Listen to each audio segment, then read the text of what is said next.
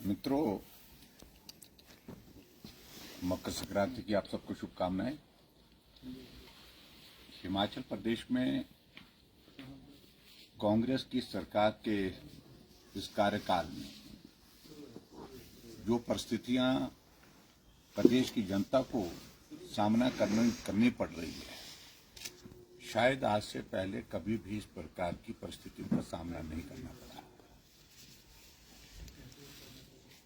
एक तरफ से मुख्यमंत्री बार बार इस बात का जिक्र करते हैं कि व्यवस्था परिवर्तन का ये दौर चल रहा है। शुरू में कठिनाइयां होंगी, बाद में जीवन आपके लिए जो है बहुत अच्छा होगा, मंगलमयी होगा। लेकिन ये व्यवस्था परिवर्तन का दौर कितना लंबा चलेगा?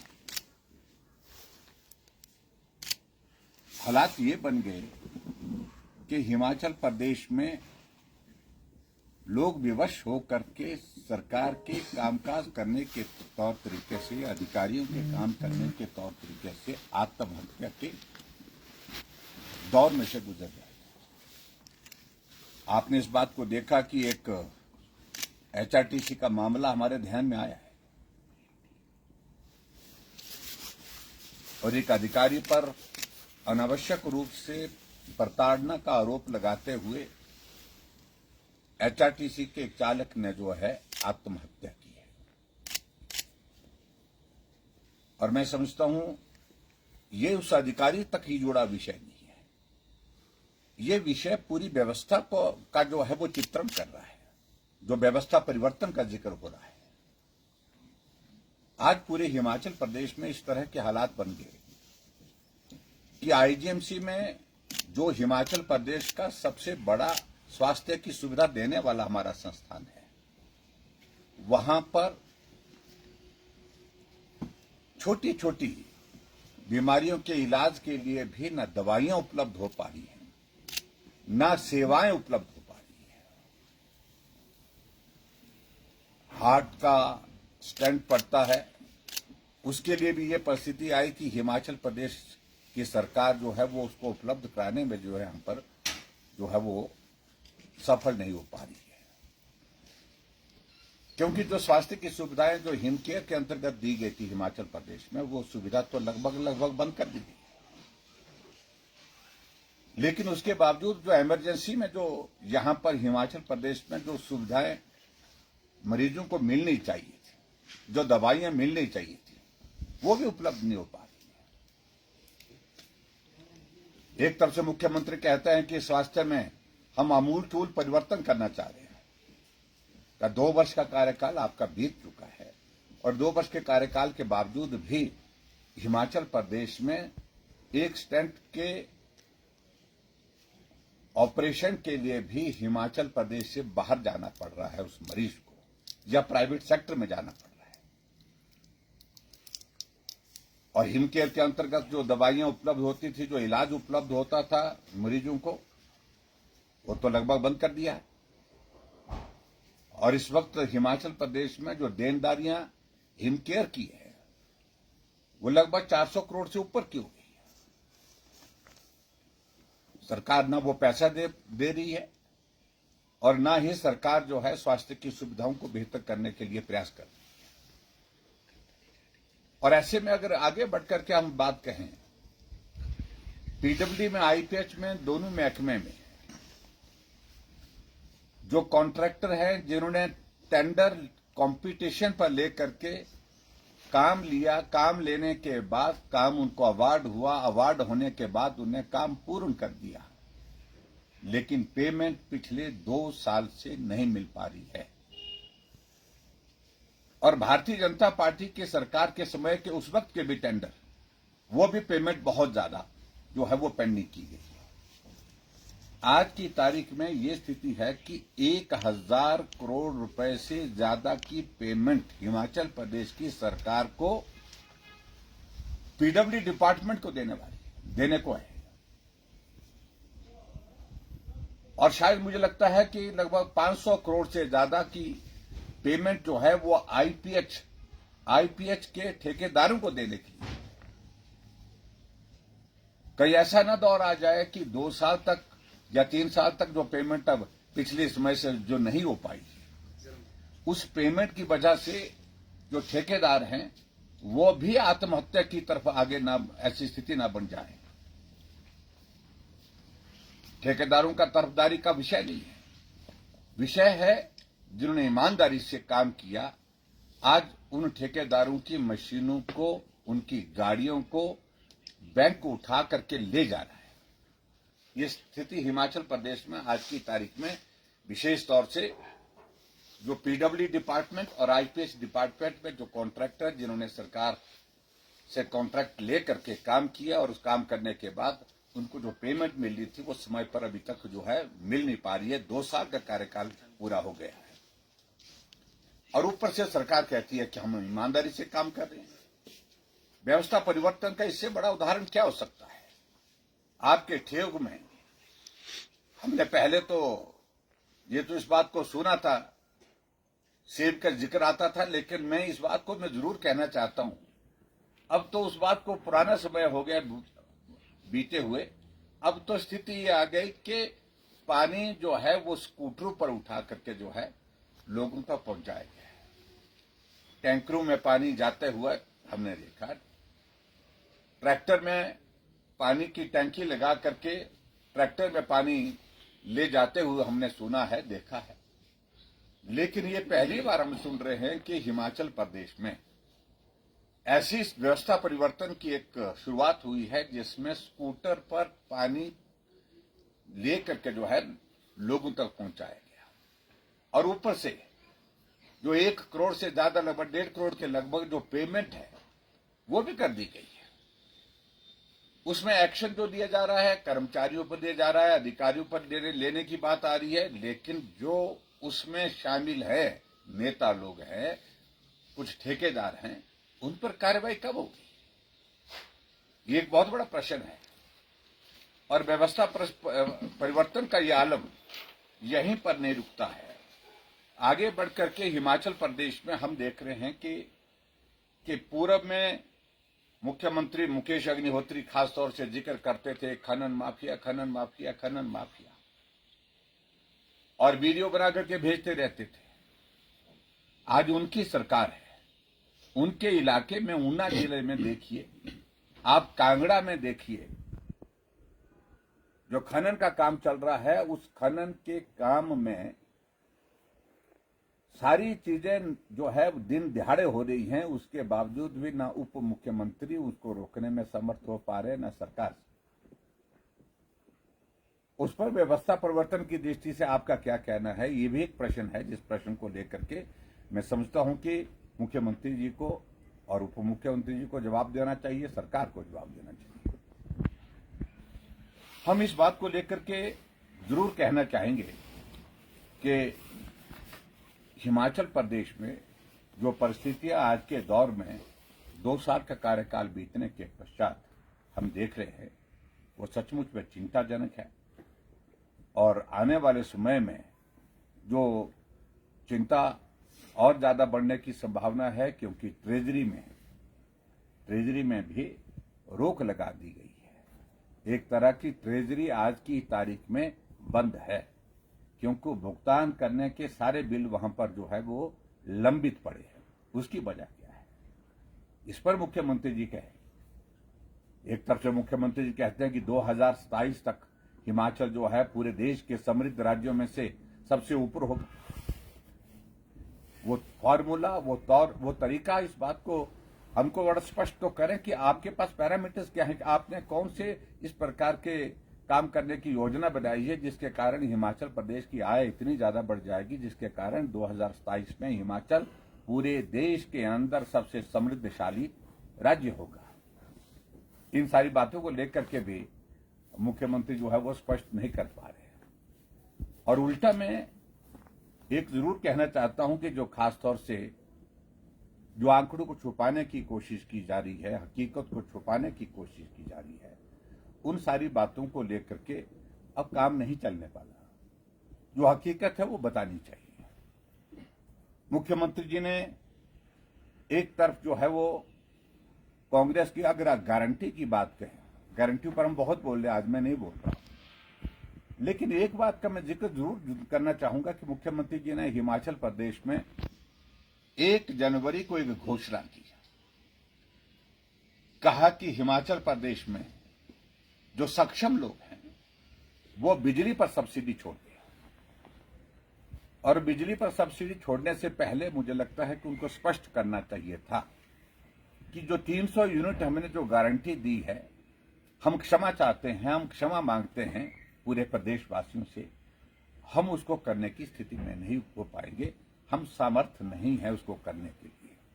उसके बाद अगर वो कहते उल्टा हालात इस प्रकार के हैं हिमाचल प्रदेश में, जो आर्थिक दृष्टि से जो परिस्थिति हमारे सामने है, हमारे समक्ष है, उसको देखते हुए मैं आपसे क्षमा मांगते हुए निवेदन करना चाहता हूं कि मैं खुद भी सब्सिडी छोड़ रहा हूं, आप भी सब्सिडी छोड़ दें। तो मुझे लगता कि प्रदेश की जनता उस सारी चीज को लेकर के थोड़ा गंभीरता से सोचती है। एक तरफ आप बात कर रहे हैं सब्सिडी छोड़ने के लिए, एक तरफ आप सीपीएस बना करके 2 साल तक उनको चलाते रहे कैबिनेट के दर्जे के साथ। आगे जो है उनके सामने पायलट चलती थी, पीछे एस्कॉर्ट चलती थी, और पूरे जो है सुविधाओं से उनको जो है वो पूरी सुविधा के साथ साथ पूरी एडमिनिस्ट्रेटिव पावर जो आपने दे रखी थी उनको, संवैधानिक दृष्टि से वो दी जा नहीं सकती थी, लेकिन उसके बावजूद आपने दी क्योंकि व्यवस्था परिवर्तन का आप जिक्र करते हैं। उसके कारण हिमाचल प्रदेश को कितना आर्थिक रूप से नुकसान हुआ, जो अनकॉन्स्टिट्यूशनल पोस्टिंग्स करी थी आपने, उस बात का जिक्र नहीं करते। आप क्षमा मांगते कि मुझसे ये गलती हुई है। आप हिमाचल प्रदेश में कैबिनेट के दर्जे के सारे ओएसडी चेयरमैन बना करके बैठे हुए हैं, और उसके बाद आप लोगों से अपील कर रहे हैं कि आप सब्सिडी छोड़ दीजिए। मुझे लगता है कि शुरुआत अगर करनी चाहिए थी तो आपको यहीं से करनी चाहिए थी। आप सीपीएस को पहले हटा देते, आप कैबिनेट के दर्जे के साथ जो लोग आपने दर्जे पर इस पे जो पद पर बैठाए हैं उनके बारे में आप फैसला करते, तो लोगों को लगता कि सही मायने में हिमाचल प्रदेश की आर्थिक स्थिति ठीक नहीं है और मुख्यमंत्री ऐसे इनिशिएटिव ले रहे हैं। अपने आप तो आप आनंद में हैं और आपके मंत्री आनंद में हैं, आपके सीपीएस भी 2 वर्ष तक आनंद में रहे, आपके कैबिनेट के दर्जे के साथ जो है वो जो पोस्टिंग जो आपने हिमाचल प्रदेश में करके रखी है, चाहे वो चेयरमैन है, चाहे एडवाइजर है, चाहे ओएसडी है, वो आनंद में है। और ऐसी सूरत में आपका कतई भी नैतिक अधिकार नहीं है सब्सिडी को विड्रॉ करने का। पहले स्पष्ट करिए कि जो गारंटी आपने दी थी 300 यूनिट बिजली फ्री देने की हिमाचल प्रदेश को, और कहा था कि कैबिनेट की पहली बैठक में यह फैसला ले लिया जाएगा, और आज आप सब्सिडी पर आ गए हैं कि सब्सिडी छोड़ने की बात कह रहे हैं। इस पर मुझे लगता है कि आपको पहले अपना स्पष्टीकरण देना चाहिए कि क्या सोच करके आपने गारंटी दी थी। ये गारंटी सिर्फ सत्ता को हासिल करने के लिए दी थी, या ये गारंटी आपने पूरा करने के लिए दी थी, ये वचन आपने पूरा करने के लिए दिया था प्रदेश की जनता के साथ। और जब वचन आपने दिया था, जब आपने गारंटी दी थी, उसको जब पूरा नहीं कर पा रहे हैं, सबसे पहले आपको प्रदेश की जनता से माफी मांगनी चाहिए, उसके बाद फिर आगे सब्सिडी पर बात करनी चाहिए। Thank you. Sir, Mukesh Agnihotri ji ने बिलासपुर में जनसभा में कहा था कि आप एक भी आंकड़ा प्रस्तुत कर दीजिए जिनको पेंशन ना मिली हुआ है। अभी कल तक लोहड़ी बीत गई, लेकिन एचआरटीसी के जो पेंशनर हैं उनको पेंशन तक नहीं मिली है। इस पर लेकर क्या कहना? मैं देखो, इस बात को लेकर के मुकेश अग्निहोत्री जी को एक आदत है कि बड़बोलापन है उनमें, और वो जो बात बोलते हैं बहुत सोच समझ करके नहीं बोलते हैं, और हर कहीं बोल देते हैं, हर कुछ बोल देते हैं। ये उनके स्वभाव का हिस्सा है। और जिस दिन उन्होंने इस बात के लिए कहा था, जब उनके 2 साल का कार्यकाल पूरा हो रहा था हुआ था, और उस अवसर पर उन्होंने जो सभा की थी, उस सभा में उन्होंने बड़ी घोषणा की, अगर किसी को पेंशन नहीं मिली है तो मैं त्यागपत्र दे देता हूं, या जयराम ठाकुर त्यागपत्र दे देते। और जब उन्हें ये घोषणा की थी, उस वक्त तक एचआरटीसी के जो पेंशनर्स है उनको पेंशन नहीं मिली थी। और मैंने इसलिए इस बात को उठाया था कि भाई जब नहीं मिली थी, जब आपने ये बोला, तो आपको त्याग पत्र दे देना चाहिए। और अभी अगर हालात आज देखिए, मकर संक्रांति निकल गई, आज लोहड़ी, पिछले कल लोहड़ी थी, आज मकर संक्रांति है, यानी कि इस महीने का आधा समय निकल गया, आधा महीना निकल गया, लेकिन उसके बावजूद भी एचआरटीसी के पेंशनर्स को मेरी जानकारी के मुताबिक अभी तक पेंशन नहीं मिली है। आप असत्य कब तक बोलेंगे? आप झूठ बोल करके कब तक अपनी सत्ता को कायम रखेंगे? सर, फ्रीबीज की आपने जिक्र किया, 300 यूनिट बिजली का भी आपने जिक्र किया। दिल्ली में फिर से एक बार जो है इस तरह के लोक लुभाव ने वायदे वहां पर किए गए, 100 महिलाओं को जो है वो पैसे देने की बात की गई। तो क्या लगता है सर, फ्रीबीज जो है वो टोटली बंद होनी चाहिए? इस पे सभी पार्टी को विचार करना चाहिए। देखिए, मैं समझता हूं कि ये दौर जो है वो अब रुकना चाहिए, और कांग्रेस पार्टी के राष्ट्रीय अध्यक्ष ने भी इस बात को लेकर के कहा है कि घोषणाएं वही करनी चाहिए, गारंटियां वही देनी चाहिए जिनको हम पूरा कर सकें। और ये सच्चाई है कि सिर्फ सत्ता हासिल करने के लिए लोगों को गुमराह करके जो है वो सरकार बनाने के लिए इनने गारंटियां दी थी, चाहे वो हिमाचल की बात है, चाहे वो कर्नाटका की बात है, चाहे वो तेलंगाना की बात है, चाहे इससे पहले छत्तीसगढ़ की बात है। ये दौर छत्तीसगढ़ से शुरू हुआ था और छत्तीसगढ़ में ये समाप्त भी हो गया, क्योंकि सरकार चले गई, उनकी गारंटी जब पूरा नहीं कर पाए। ये असर सभी जगह इनका होने वाला है। लेकिन मैं इस बात को भी देख रहा हूं, मैं कांग्रेस के एक मंत्री का बयान देख रहा था कि हालात ऐसे नहीं है, हालात ऐसे नहीं है कि जो गारंटियां दी हैं उनको पूरा करने की स्थिति में कांग्रेस पार्टी, वर्तमान कांग्रेस की सरकार जो है उनको पूरा करने की स्थिति में नहीं हो पाएगी। ये हिमाचल प्रदेश के एक मंत्री ने अपना बयान भी दिया है, और इसलिए मुझे लगता है कि सहजता रहती, चाहे हम भी कम पूछते हैं उनको, जब मुख्यमंत्री अपनी ओर से इस बात का जिक्र कर देते कि भाई अब ये दौर जो हो गया सो हो गया, लेकिन ये गारंटियां जो दी है पूर्ण नहीं हो सकती है। और मेरा ये मानना है कि अब रुकने की आवश्यकता है, सभी पार्टियों को आवश्यकता है इन गारंटियों के इस पे। और आदरणीय प्रधानमंत्री नरेंद्र मोदी जी का तो बड़ा स्पष्ट कहना है कि गारंटियां दे करके सरकार बनाना ये कतई भी उचित नहीं। सर, हाल ही में नड्डा जी से आपने मुलाकात की है, प्रदेश में संगठन के चुनाव चले हुए हैं, इसको लेकर कुछ चर्चा हुई है? संगठन के प्रदेश अध्यक्ष की नियुक्ति को लेकर क्या चर्चा हुई है? देखिए, मैं इस बात को लेकर बड़ा स्पष्ट करना चाह रहा हूं कि लोकसभा के चुनाव के बाद हमारा मिलना हुआ, मुलाकात हुई, लेकिन हमारी बातचीत नहीं हो पाई थी। बहुत सारे विषय होते हैं प्रदेश से जुड़े हुए, वो पार्टी के हमारे राष्ट्रीय अध्यक्ष हैं, और पार्टी के राष्ट्रीय अध्यक्ष होने के नाते स्वाभाविक रूप से हिमाचल प्रदेश में जो हमारा संगठन पर्व जो चल रहा है उसमें कैसा चल रहा है, किस प्रकार से हम जिला तक संगठन को बनाने में हम कामयाब हुए, और संभवतः पूरे देश भर में हिमाचल प्रदेश संगठन पर्व में सबसे आगे चल रहा है। हमारे जिला के चुनाव हो चुके हैं, और जिला के संगठन के ढांचे के बाद प्रदेश का संगठन का आने वाले समय में चुनाव होगा, और इस तरह से संगठन के संदर्भ में बातचीत हुई। और इसके अलावा ये शिष्टाचार की नाते एक भेंट थी, इसके अतिरिक्त कोई बहुत ज्यादा इस प्रकार के कोई विषय नहीं थे। सर, सरकार विपक्ष पे लगातार हमला कर रही है कि सरकार विपक्ष में जो है वो कई गुट बन चुके हैं, और राजनीतिक तलाशी जा रही है कि अपनी कुर्सियां किस तरह से सेफ रखी जाएं। तो क्या कहेंगे सर इसको? देखिए, मैं इस बात को लेकर के पहले तो यही कहूंगा कि कांग्रेस पार्टी में तो खुलेआम ये सारी चीजें देखने को मिलती हैं।